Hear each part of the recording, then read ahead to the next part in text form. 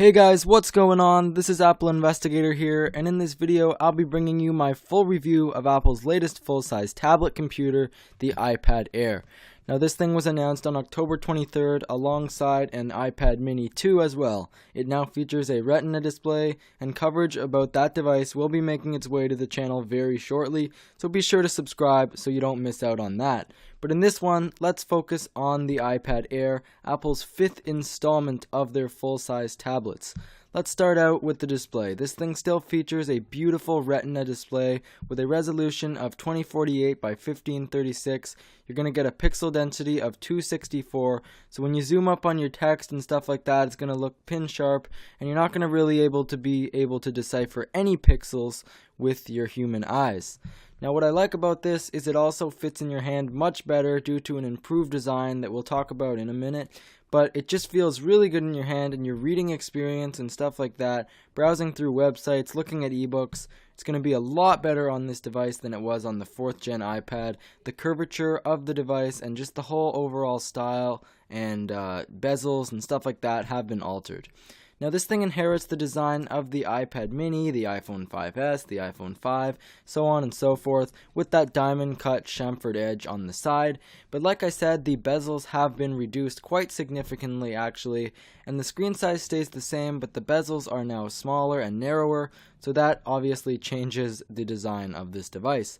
It also is called Air because it feels much lighter than the previous generation at only 1 pound. So when you pick it up, it's not like it's going to be like, oh, it's a feather light, but it is very light, and it is very light considering this thing has so much power packed inside. It is also described as thin as a pencil, and that's true. It is very thin at only 7.5 millimeters thick, and that goes really nicely with a full-size device while still maintaining some durability.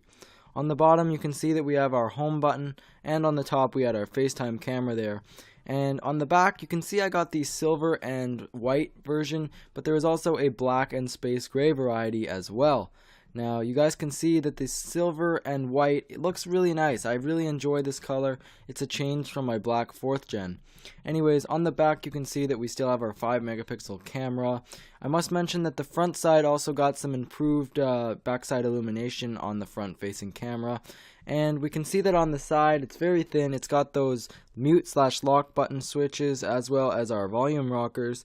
And as we pan across and come back on the other side, we will see that there has also been some changes to the bottom of the device, now inheriting a dual speaker. So we've got stereo speakers on here now, and we've also got our lightning port for syncing and charging up this device. Taking a look at the top now, you can see we have our 3.5 millimeter headphone jack, as well as our lock/power button, and we also have the inclusion now of dual microphones, so this will be a vast improvement for FaceTime calling and stuff like that. This thing is incredibly speedy as well. It's extremely fast, and it's inherited the 64-bit A7 processor that was announced alongside the iPhone 5S. If we take a look at the iPad 4 on the left, we get two Geekbench scores of around 700 and 1400 respectively. But when we take a look at the scores of the iPad Air, we basically double the performance like Apple stated, getting 1480 and 2700. So you can see it's really fast and snappy, and this is really good for productivity and if you need to be doing work, switching between apps and stuff like that. I'll show you guys what I mean here. It's very quick to fluently flush through apps. Closing apps is a breeze as well. And when you're just getting into different applications from the home screen, you can see that they load up relatively fast. I can just switch into a new app. These aren't even open. These are closed apps booting up.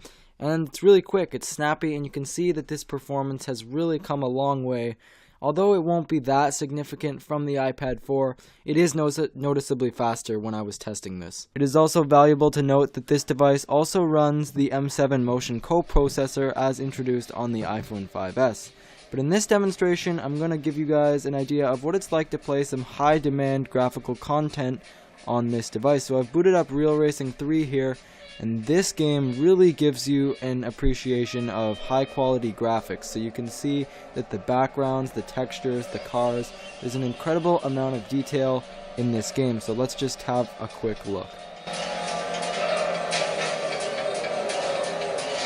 And guys, please cut me some slack. I mean, I'm looking at the camera and playing at the same time, so don't expect me to be too good in this one.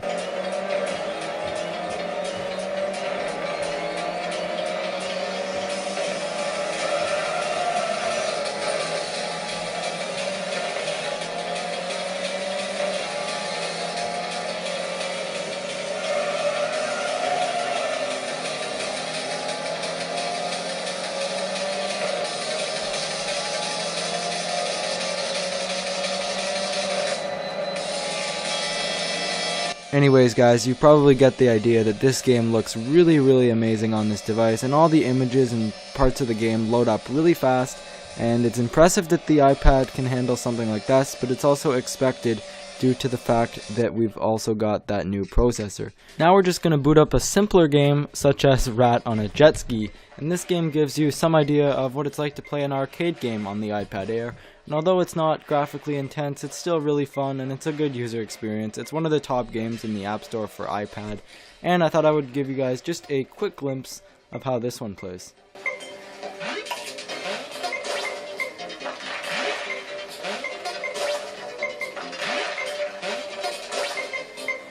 So I'm sure you guys can get the idea. This is a pretty basic arcade type game on the iPad, but it handles itself very well on the 9.7-inch display, powered by that A7 processor. So guys, that pretty well wraps up my review of the Apple iPad Air. I hope you guys really did enjoy it. Please hit that like button down below if you did.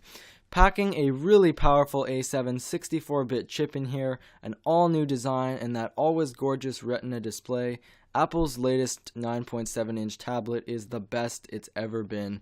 And if you're in the market for something crazy like this, it's definitely one that you're going to want to check out, because Apple never disappoints on the tablet front. And although I think iOS 7 could be more optimized for it, it really is a great experience.